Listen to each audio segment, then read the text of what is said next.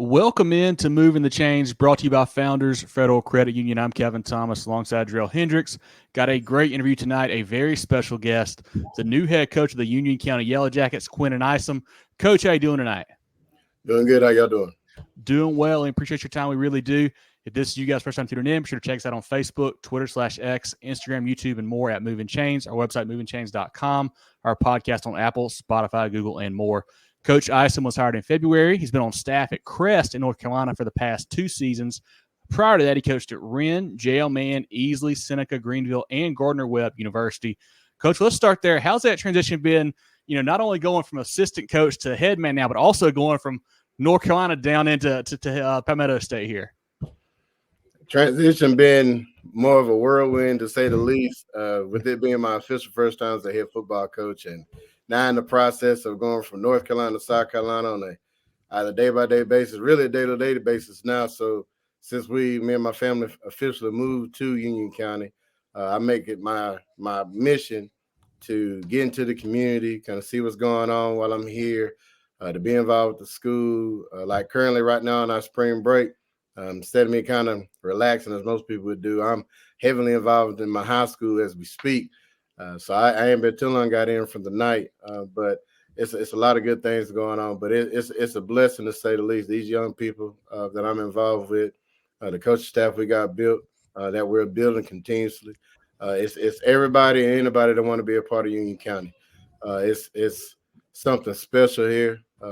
There may not be the big red oak trees like there used to be of the athletes, but there's some roots here, and we're gonna do everything we can to nourish and build those roots up and grow to make some more champions out of these people that we have here now at Union County. But it's been a blessing. I really can't say nothing about it. If I could, I'd be lying, but it's a blessing to be in Union County. That's awesome, Coach. Kevin talked about it briefly, your background in the introduction there. But if you don't mind, just tell us how you got to this point. We talked to you a little bit off air about, you playing in college, working as a grad assistant. But if you don't mind detailing your career up until this point. Yeah, so I'm originally from Toccoa, Georgia, small town in the corner of Northeast Georgia, from Stevens County High School. From that point, I became a athlete at Gardner-Webb University, started on both offensive line, defensive line. Then I had the opportunity to stay there after my career was done playing, to be a graduate assistant, a student assistant there, working on various positions and on both sides of the ball. Then from that point, I had the opportunity to come back to South Carolina and be a middle school 9th grade defensive coordinator. You're talking about somebody that had no clue what a cover 3, cover 2 was. Really kind of just understanding what the I guess the inner city youth. That was my first deal, kind of dealing with that. And I went from that point. We was very successful with a group of young kids who was, hungry and thriving, wanted some kind of success. Had good years there, went undefeated then. And then the following year, the second year, I was still working with the offensive line, defensive line on varsity for Greenville High School. But at that time, I was still the 9th grade defense coordinator. Had the opportunity to go to Seneca High School with Gene Cathcart and be the outside backers coach and JV defensive coordinator. Had a good, successful year then. We went and won I don't think we won the region. I think we came in second. We lost to BHP, and then we lost to Wren, but we beat Dan. I think it caused a 2-way tie, I believe, but we ended up getting second. But then the following year, had another opportunity to advance my career, to go to Easley High School, be the assistant head football coach and the defense coordinator under John Wyndham. I was also the assistant 9th grade basketball coach and the head track coach. So I was kind of moving around then for that time. Was there for about 3 years. After that, had the opportunity to go back to Greenville County to go to J.L. Mann High School, where at that point in time, I was a defense coordinator, assistant head coach. But we went through a time to where we went 0-10. Now, you're talking about somebody that kind of questioned their career a little bit. I questioned it entirely.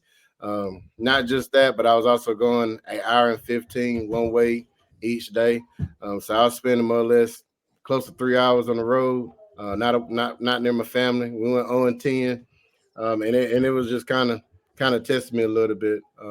And I really did some soul seeking, prayed about it. I was trying to get back to closer to home, and got a call from Jeff Tate, allowed me to come be the defense coordinator of Wren High School.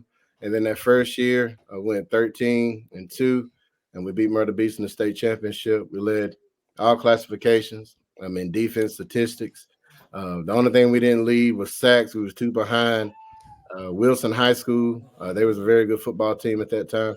I think that was Coach Derrick. He was at Ridgeview, but that was a very good football team. But they had us beat by like 2 or 3 sacks. But we led the classifications and everything else, statistical margin.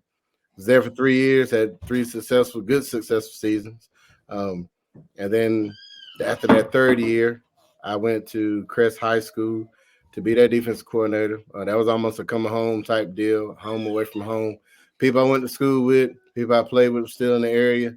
Was able to go back and be at Crest High School for that year. We went 9-4. Then the next year, I ended up being the assistant head coach and running back coach, special teams coordinator. That second year, went all the way to the game before the Western Conference Finals. We went 13-1, lost to Dudley. Very good Dudley football team. And then that's where we kind of got to where we are now. I had opportunities to learn from a lot of people. Went to a lot of clinics.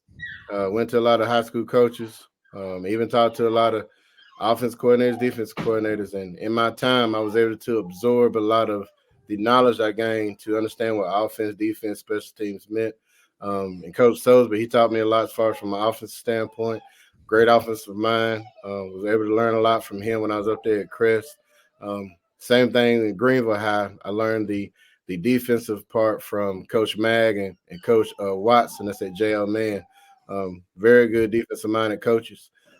Coach Wyndham taught me a lot from a defensive mind standpoint. And then Coach Cathcart and Coach Kevin Burnett at JL Man, they taught me a lot from an offensive standpoint. And then Jeff Tate as well, as far as it kind of finishing up everything. So I kind of took all of what I knew and what I learned and kind of formed my own philosophies and standards from an offensive defensive perspective. And it taught me to be more diverse in what I do. I have been known to be out the box type. I've been called, various things. The biggest thing that I take pride in is being called unorthodox. And I am. I am very unorthodox. Offense, defense, and special teams. I am. I will do things knowing that you're going to do it, offensively, defense, special teams.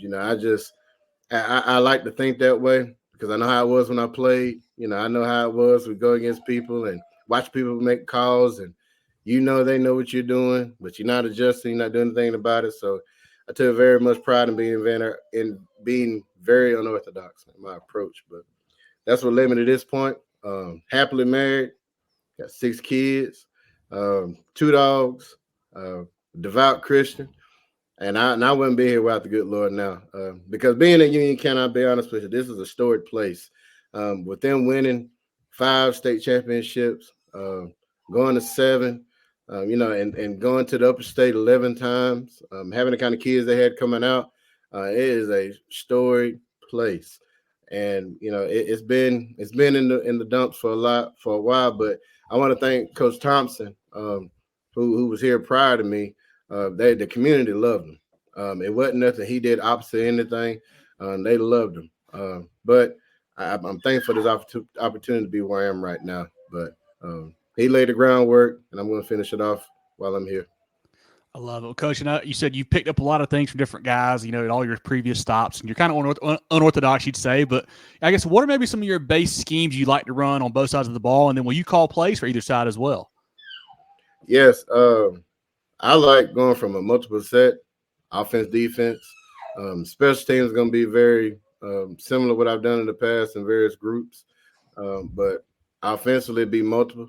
And attacking type defense. Attacking type offense. See, I've been a defensive person my whole life. But very attacking. One game we might throw for 400. Next game we might run for 400. One game we might be out there and spread 2x2. Some games we might be out there in the I formation, bone, near and far set.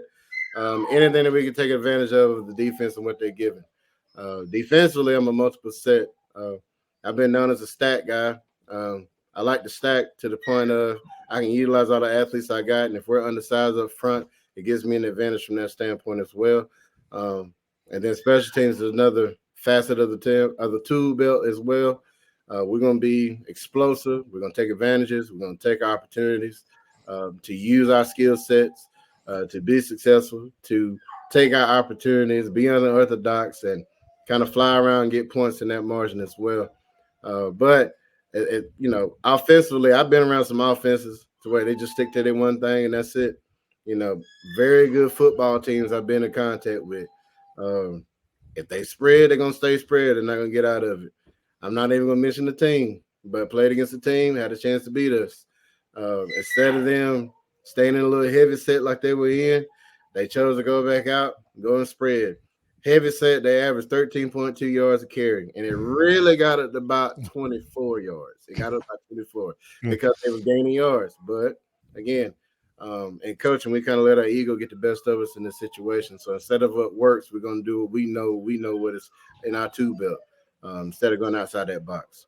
Wish I become more orthodox in that point. Now, with me being a stat guy, I run 6 different formations. It's 3-3-5, 3-5-3, 4-2-5, 4-3, 3-4, bear. It's a lot of odd fronts that we got. But it's going to be utilized. And the 2 coordinators we got for that, Joshua Abrams, he's going to be doing the offense, and Carlos Ray from North Carolina, he's going to be coming and he's going to do the defense. And then Trey Harbison is going to do our special teams as well. And all those young men that played on, I call them young. I got one older than me, but all of them have played some kind of ball, whether it's pro, college. They've all played on that next levels that I couldn't even dream of reaching. But with their knowledge and their input, we're going to have a successful season in and out from that point. Coach, you said you want to run a bunch of different, sets, a bunch of different schemes, be multiple. It takes some special players to achieve those goals and what you want to get done. Who are some guys that we should be on the lookout for next season, and maybe some sleepers that maybe people haven't heard of so far? Yes. Now you caught me off guard with that because I'm still learning everybody's names, and that's fine. That's totally fine. Yeah. But we have one young man, Quan Jeter.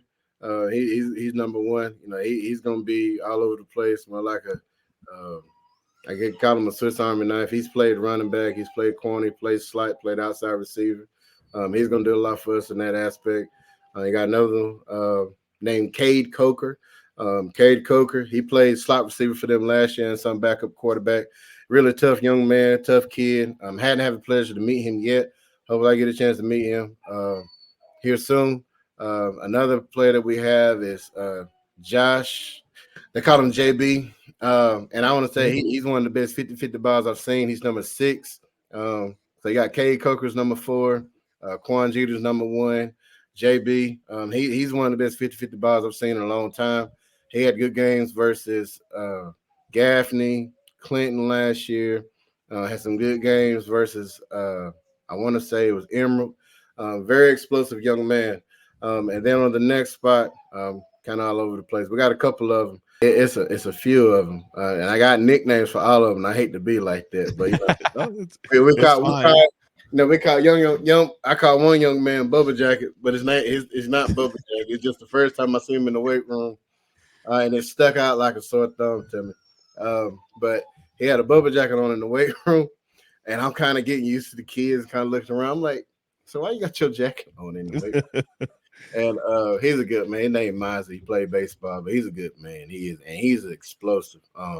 But the thing is, Union has a lot of young men who have not been put out there. Now we got another kid that's out there too. His name is T.O. T.O.'s been doing good. We got another one named Ashton Stewart. He's gonna be good. We have another one, running back, Jakevius Jennings. He's number 21. He's gonna be very explosive for us this year. And then everybody want to know the trigger man, and the trigger man for us is Quay. And Quay, he's a young man, cool, calm, and collected. And I told them early on, in my experience of being a defensive coordinator, the best ones the best quarterbacks I went against, I couldn't rattle. Like to this day, the quarterback from Daniel, and I forgot his name, 2-time Gatorade Player of the Year. Trent Pierman. Trent Pierman, could not rattle him. There was nothing you can do to rattle that young man. Any check I did, he checked too. Any adjustment he had, he adjusted. It was amazing to me. I couldn't. Yeah, I mean, it's one of them surreal type moments. You're like, yeah, this young man legit. He is. Plus, the receiving core he had was legit too. Got a couple young men up front. I hate to go off numbers, but we got Jalen, number 68. Good gracious. 77, 54. And I'm still getting used to the names, but it's to the point to where the talent on offense is there. And I've been to a place, and I still say this too. In my 14 years in doing this, we've had a couple of days where we did a little bit of 7-on-7 there. Kind of doing some passing league stuff at our place, kind of just going through stuff with each other. Not nothing with no other teams going with each other. And there was no kind of negative talk with one another. It wasn't nobody bashing each other. Somebody get a jump ball on them. They don't sit there and go over there and brutalize the kid. They're like, hey, man, go back. You better get it next time. And, the other kid that jump bottom, he just to get the laugh. Like, hey, man, you get me next time. We'll see. It's just good competition. And, that speaks to the character of those young men, the character of the community from that point. And then defensively, they got people all over the place. You got EJ Jeter. He's a big 6'3", 185-pound safety. He'll get moved in from the box at the nickel position. You have Nathan. I get his name messed up right now. I'm still learning everybody, but he's number 18. Very smart young man. He played safety last year. We're gonna try to move him around a lot too. You got Dre, number 56. They call him J-Man. J-Man's about 6'2", 6'3", 220 pounds, 230 pounds. Man got a lot of tools in his belt. He's a born leader. Looking forward to see what he's going to do for us here moving forward. And then we have Joe Knox. I hadn't had the pleasure of meeting him, but he's a workhorse. He's played backer. He's played some tight ends, some H-back. He's a utility type guy. Another young man that caught my eye too is Cam Rencher. I hadn't had a chance to meet him yet, but on film he looked electric. Then we have a couple kids coming out from basketball. One that kind of stood out the most that's been coming is Eric. I can't think of his last name, but the young man is a hidden talent. One of the best is in the school, kind of moving around, using them, being as explosive as he is. But I will say there's a lot of talent in school. And I know I'm forgetting a couple of names. That's why I'm blessed to have these coaches that I got, because I put them in responsibility of all them kids, because I know what it was like to watch my position, know all that. So with me taking care of everything on the outskirts of it, I've been kind of doing the behind-the-scenes stuff I didn't think that head coaches would be doing. So I'm blessed to have the staff I got. They own me all the time, whether it's responsibilities, philosophies, standards, personnel. They always own me. It's always something. It's good. Because that's what's going to help us build up to get to the state championship game. Coach, talking about that staff, have you been able to kind of fill it all the way out now? You're a couple spots you're still looking for, or how's that shaping up for you? Still kind of a couple spots looking, and I'm kind of keeping it to my chest a little bit. Want to see what kind of shake up in-house. The main focus I wanted to do was bring back guys that were from Union County, because I'll be honest with you, I've been with places where they use it as a springboard, and Union County is not a springboard. It's not. I need people here who want to be here, who want to be involved, who's not going to question judgment, who's not going to question the philosophy or skill set or whatever else that they're going to be for these young men, for these kids. So I mean, we're almost full. We did interview some guys early on in the year before spring break, about a couple of weeks ago, about a month ago. And so we'll see how everything shake out before we get to the end of this month. So, Coach, you mentioned that Coach Thompson before you had laid the foundation down, but when you came in, coming from Crest and, being on championship winning programs and working across the state of South Carolina as well, what was something that you identified that you said, hey, I want to change and implement this to fit my culture and kind of expand upon that foundation that's already been laid? And so the foundation I wanted to lay was just this championship mindset, putting love back into the kids.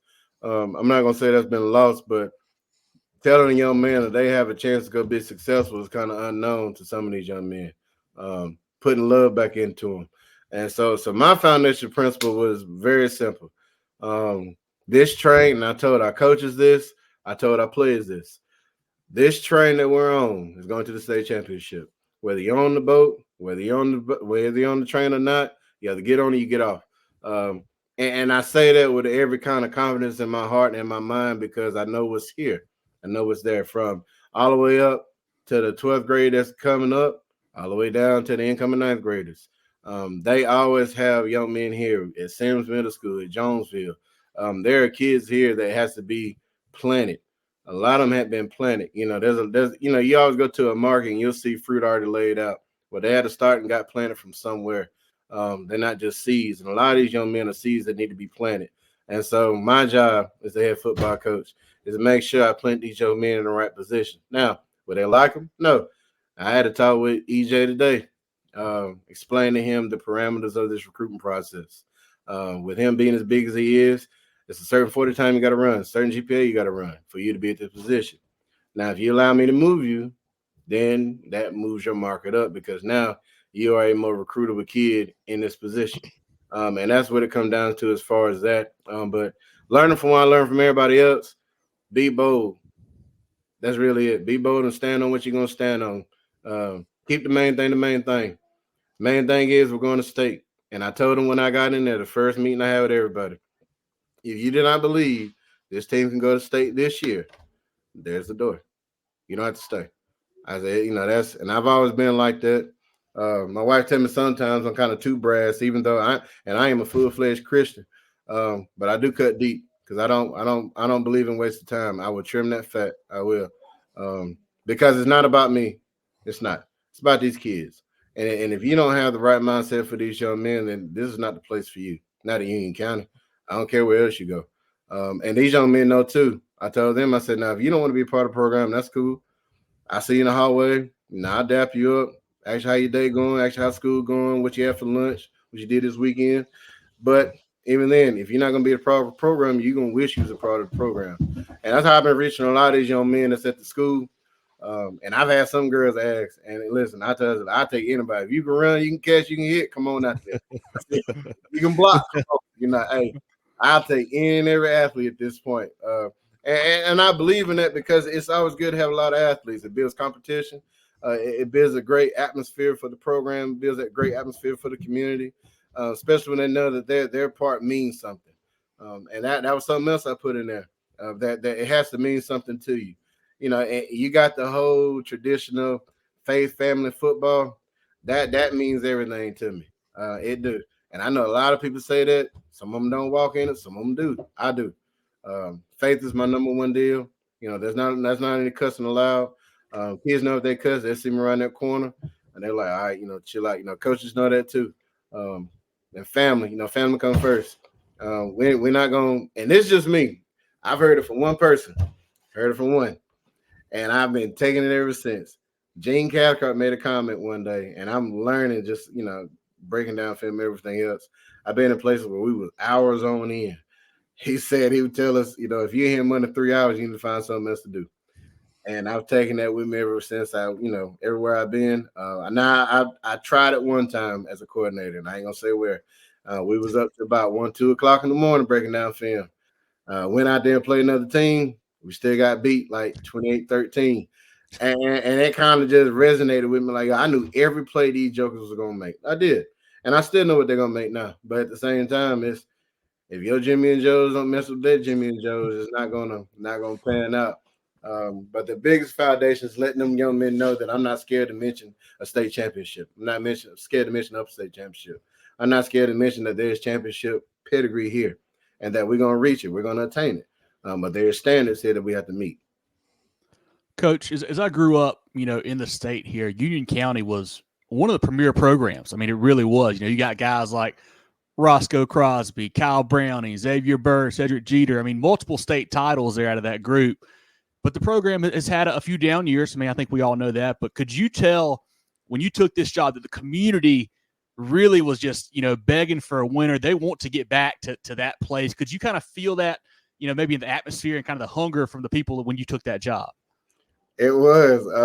And funny thing is, when I came into the interview and I was kind of asking, seeing we're trying to read the room and everything else, see what the issue was. And it was kind of came up, as far as what was looking for. And it basically just came out just say, we're looking to win. Yeah, we want what's best for everything else. But, we want to get back to those days where we're excited to come to the game, where there was always a buzz in the community, a buzz at Walmart, buzz at the grocery store, buzz at Midway Barbecue. It was a buzz in every possible way. And yeah, I could feel it. I could feel it from the time I put in for it. I could feel it from the time I interviewed. I could feel it from when I was going around, kind of seeing the area. Everybody has a hunger for it. And I'll be honest with you. For some people now, it can weigh on you. It can weigh on you if you don't, look at it in the right light. And for us, for me, I always keep getting asked, "Hey, do you feel the pressure, Union County?" No, I don't. I said, "Why don't you feel the pressure?" I said, "It's not pressure." I said, "One, I know one good fact. I had nothing to do with this. Good Lord did. I had nothing to do with it." I said, "So it's out of my hands." I said, "So obviously God put me here for a purpose. He put me here for a purpose. He know I understand the task." And like my wife said beforehand, she knew my character was built for this moment. Because I put in for jobs beforehand. This was my 10th interview. And God said this was my time to do so. And so yeah, it's a legit hunger. There's an excitement booming. And I always tell people, I'm like, "Yo, I appreciate the support, but we ain't even taking a snap yet." Now, snap, we ain't even put pads on yet. We didn't throw the football a couple times, and I've been known to be very optimistic, but I've always been honest. But I also believe in being positive too. Now I ain't gonna be positive like I was at JL Mag, and that was different. I'll acknowledge that we just terrible. I would say, but at the same time, I do speak truth. If these young men buy in, we're gonna be a force to reckon with. And you see the boards out there where people get to talking and other stuff, and Union is nowhere mentioned. I love it. I do. I get calls all the time from other people say, "Hey, we need to put y'all on the schedule for a game." Well, it is what it is. One team called 3 times try to get us on the schedule. They look at us like a homecoming game or a senior night game or one on time game. I said, "That's fine. It is." But these young men are tired of losing. And the biggest thing I saw from them is that they want their face back. And I said, "I'm going to make sure you get your face back." And I told them in the interview, and I tell everybody else too, if you want that back, you make me your head football coach and we'll get that back. I take a lot of pride. I take a lot of self-determination for that because it's not for me, it's for them kids. When kids get blessed, I'm blessed. I can have $1 million and them kids don't have nothing, and I don't have anything. I have rags. I have my riches when they get their profit. That's awesome, Coach. Well, we are getting to that time. We just flipped the calendar over to April, and it's time to start strapping those pads on. Do you have a spring, practice schedule already done? And what are you looking forward to as far as the summer? Are you going to be doing any 7-on-7 stuff, then do 11-on-11 stuff? And, what do you guys have planned for the upcoming months? Yes, we have our schedule set for spring. It'll be the 2nd and 3rd week of May. And I'm trying to do some more digging. I seen someone was going like 13 days worth, so I got to do some more digging on that one. But we have 2 weeks straight, the 2nd week of May, 3rd week of May, and then that Friday we're going to do a big gold versus black game, or whichever one you want to go with for a spring game. And then the plans for the summer, we're going to get after it hard as far as the weight room and 7-on-7s. We're going to do a lot of self-work on us a little bit. Now we have certain teams we're gonna go see. We're gonna try to go to Clinton. We're gonna try to go to Ridgeview. Ridgeview have a lot of 11-on-11 type stuff. We're gonna try to get linked up with East Side for 7-on-7. I don't want to say we're going to the Burn 7-on-7 for that showdown. So that's really I'm kind of geeked up for that one. But it's a lot of other ones I'm kind of waiting to see. Because I told them the biggest thing I wanted to do this year, want to bring teams to Union County. Because in the past, they hadn't had it before. And eventually, we want to have a lot of showdowns. We want to have a lot of 7-on-7 work here, a lot of big man competitions. And it's a lot of work that we can do here at home. We have 3 fields. We have a lot of resources to our discretion that we can use and just anything and everything to kind of get the coaches going as well. Because a lot of these deals, I won't be calling nothing because I want to kind of build my coaches up as well. They're going to have the opportunity to kind of call during this time, even though it's not a full game. Any kind of experience you can get during this measure is warranted. Now it's also earned too. So, I'm as raw as I am. So y'all getting full discretion here. If you're a coach, you ain't been here, and it's your time to go call a play, you're not going to call it that day. Because them kids know you ain't been there. That's dedication. Now, if I gave you that time off, that's different. But again, we hold each other to a standard. And that standard is whatever I'm doing, you're doing. I'm not going to ask nobody to do anything apart from what I did. There have been times I had roles that I did not fulfill, but they gave me the role to get me on staff. There was times that I did work for somebody, never got credit for it, but I did my time. There was times I never coached a position, but I did what the head coach asked me to do at that time. But again, being in my older age, kind of knowing what's going on, that set me up for the years to come. Now, going into the fall, we'll be having 3 scrimmages. So the first one is going to be in August. I think it's August the 8th. It's either August the 8th or the 9th. We're doing the McDonald's Classic. We'll be going against Lawrence with Greg Porter. That's an amazing treat for me. I've known Greg Porter for a long time, Coach Porter. That right there is going to be awesome in the sense for us kind of getting together and coaching against them and all that good stuff. Then we have a 3-race scrimmage. After that, I think it'll be there on the 12th or the 13th. I think it's 12th. That'll be against Mid Carolina and Saluda. And then that Friday, we'll be going against Dorman High School in the Bowling Springs Jamboree that they're having up there. But like I said, we're still in the mix and talking because I came on late. So a lot of people had their 7-on-7 schedules in order. So I'm still waiting to hear on a couple schools. Some from North Carolina coming down. There's a chance, and some from Greenville County, even some from Spartanburg, thinking about coming this way. So it's even, and some from the lower state too. But that's kind of the schedule moving forward. And then my premise for that is I want to set these kids up for success. Because I told them too, we don't have Gaffney on the schedule. And I told them in the interview, and I say, I understand we don't, but I hope in 2 years we get them back on. That's a big rivalry for them. And that's all I've known Union used to play was Gaffney. That was always a big game. So in 2 years, we hope that's the plan, kind of get them back on and kind of build that rivalry back up. Because they help both parties, Gates, fans, those who play with people there. There's been mixed families as far as some from Gaffney coming down here, some from Union going to Gaffney. So that's kind of one of the deals I'm building on that one. And just a no fear type deal. So all these schedules, all the things that we're doing, we're not going to have no fear of nobody. It don't matter who we're playing. They're going to be physically equipped from the strain they're going to get put on them in the summer. There'll be nutritional field. They're going to have the nutrition needed, both food and, water and whatever electrolytes they'll need. And then we'll be in the film room. We'll be in the film room on the field working, learning our plays, learning our system, both defensive, offensive, and special teams. But that's kind of the plan moving forward. Take your financial game to the next level with Founders Federal Credit Union. Reach your full potential. Relax. Join Founders today. Visit an office near you or relaxjoinfounders.com to apply. Federally insured by NCUA, member qualification required. Coach, got a couple easier ones here for you before we let you go for the night. Got one from a viewer of ours, a friend of the program who's a Union County grad, said to make sure to ask you this. What will Cornbread's role be with the program this year now that you're taking over as the head coach? Cornbread. I love Cornbread. My family love him. My kids love him. He check him every day. His role is director of football operations. Love it. And he is the CEO.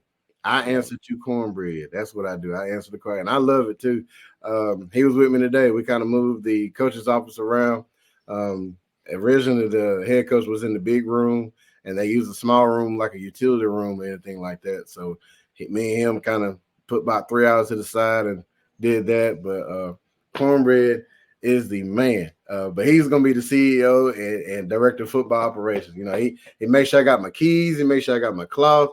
He makes sure my kids are straight. He's amazing. So he called me 6 times yesterday on Easter, and I wasn't able to answer the phone.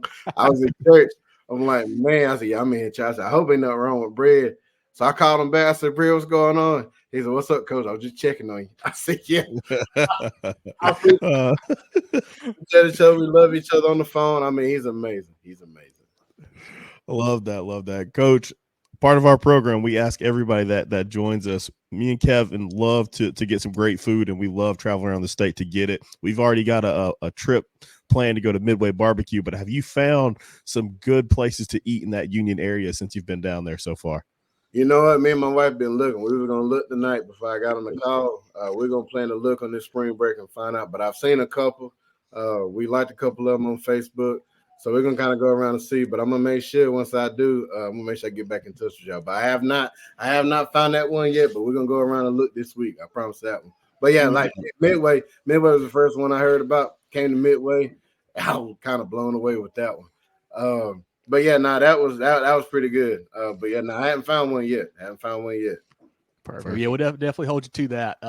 I do want to ask you. I tell you what, that Wren team that won the state title was probably one of the most fun teams I've had the pleasure of following the last couple of years. I mean, when did you know that you guys had a special team that year, and what will you remember most about that season?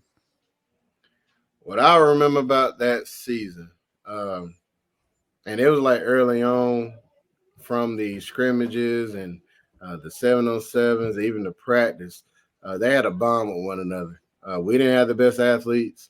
We had some slow kids, we had some fast kids, we had some big ones, had some small ones. But those young men held each other accountable and kept each other to the foot of everything that was going on. And if you were supposed to run your route between 7 to 10 yards and you broke it off between 6 to 5, then they got on to you. If your read was supposed to read the guards at the back of level and you chose to do your own thing, they got on to you. If you supposed to hit the A gap, you hit the A gap, they got on to you. If you supposed to double team climb to that backer, if you didn't do it, they got on to you. And I remember Joe Owens, and I felt bad for him because he came from Malden, and Malden didn't run the same system Wren did, and he went through a time that summer. And it wasn't from the head coach, it was from the kids. The kids would run the right routes. He wouldn't get the ball there. And he never let it get to him. And so he would stay out there and watch. He would, watch film and get to practice. He would dial in as much as possible. And it finally came to we went and played Camden County. And that's when I kind of figured out we was down maybe 35-7, I believe. And Coach Tate made a comment, said we was good and ready to get back in the ball game. And I kind of looked. Man, this feel like jail, man. I love again, man. I don't know, coach. You feel good. I said, all right, hey, I'm rocking with you. But he taught me something then. You're never out of the fight to that last tick off. And from that point, that's what kind of developed my mantra from that. And we ended up losing just by, I think, about a touchdown or two. I want to say it was 49-35, maybe somewhere in there. But from that, those kids kind of held each other to the bit, and I use that. And it's almost like a broken record down in Union County, but I use it. I use it everywhere I go because we were never the best athletes. We were never the best. We were never the most talented kid. When we went and played Myrtle Beach, we were nowhere near foot for foot with them. For everyone they had, for everyone we had, they had too. I think Greenville High School kind of turned the tide for us as a team. We had a couple people who's hurt. We had a couple of things that was going on that week, and it was really just on the defense. Now, have they ever stepped to the foot of that one? No, they ain't never done that. So the fact they was able to kind of stand up to that tough team, and that was one of the better teams I ever seen Greenville had under Greg Porter. That was a huge success for that team. And, we had I want to say about 3 interceptions. We took one to the house, kind of turned the tide for the game. And I think the other mark of that, too, of that season, we played BHP. Wren never beat PHP. And we was able to beat them at home, kind of stop them from doing what they was normally doing. And I use the article. I'm a football junkie. I am. So I'll spend hours on end. I'll read feeds, and it won't bother me. Somebody can say something crazy, and it won't bother me, but I'll use it. And so they said, they had the statistics up before that game of the yardage they had against Wren prior and this, that, and the third, and yada, yada, yada. And I kind of tell them they were soft, and I used it. They're saying y'all are soft. That's what they're saying. They're saying y'all can't stop a nosebleed. I say, you can't stop a wet newspaper. I said, that just is what it is. And they took that to heart, and it was good. But that group, man, that was a special group. They listened. they did what they're supposed to do.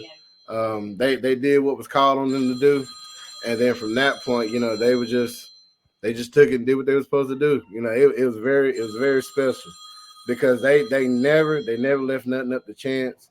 They never did anything that would cause any kind of grip or nothing to them.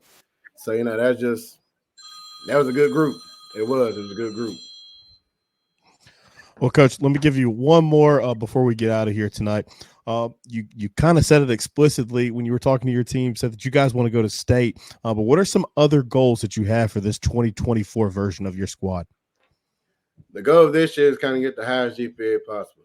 That's always the biggest thing for me. Apart from going to state, I want us to have the highest GPA. Now, whether it's attainable or not this year, that's kind of left up debate. That's going to take a lot of work on them. Not to say it's not, but it's going to take a lot of work. I want to have our average GPA to be a 3.5 or above, preferably the core. If I can get the core above a 3.3, our kids will be fine. I've talked to multiple schools. Some of our kids on the borderline. Some of them good athletes, great kids, just don't have the grades yet. But they can get to that point. But that's kind of one of the goals from that one as far as having the highest GPA possible. If we can average out core-wise 3.5 GPA, that's going to help me as far as getting them into school from that point.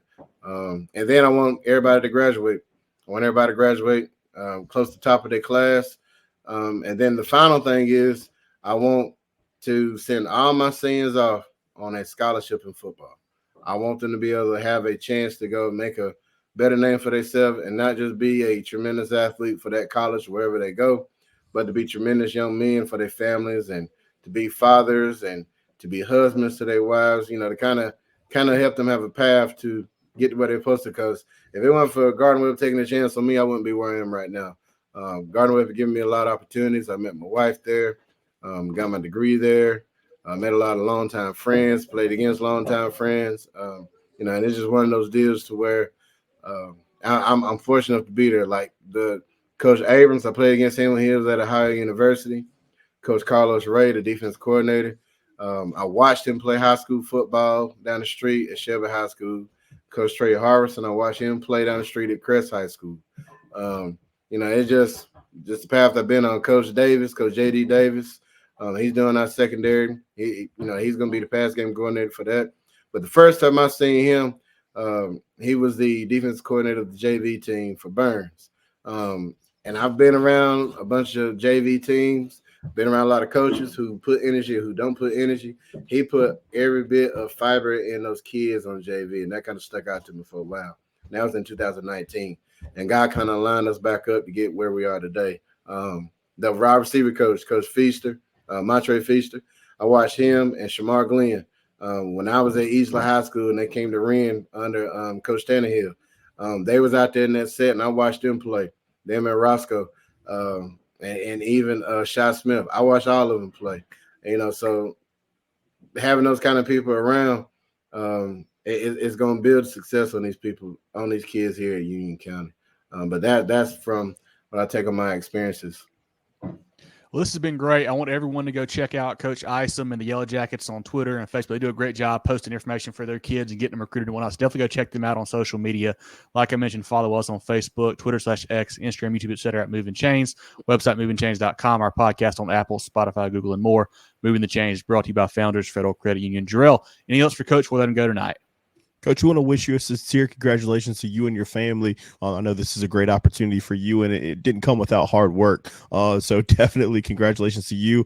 I'm one of those guys. I was a terrible high school football player. I went to a bad high school in Greenville County. We were the homecoming game a lot of the times, so I know how that feels, and I know that Union County is not that type of program. We actually played you guys my junior year, first round of the playoffs, and got crushed. So it was weird when I started covering high school football again to see Union County not performing to the standard that we're all accustomed to. But we know that you're going to get them there. Wish you congratulations. Stay healthy and just have a great off season. I appreciate that. Thank you. We appreciate it, Coach. Look forward to getting down to a practice or a game and getting to meet you in person and catch up sometime soon. All right. Yes, sir. Y'all come down anytime. Let me know.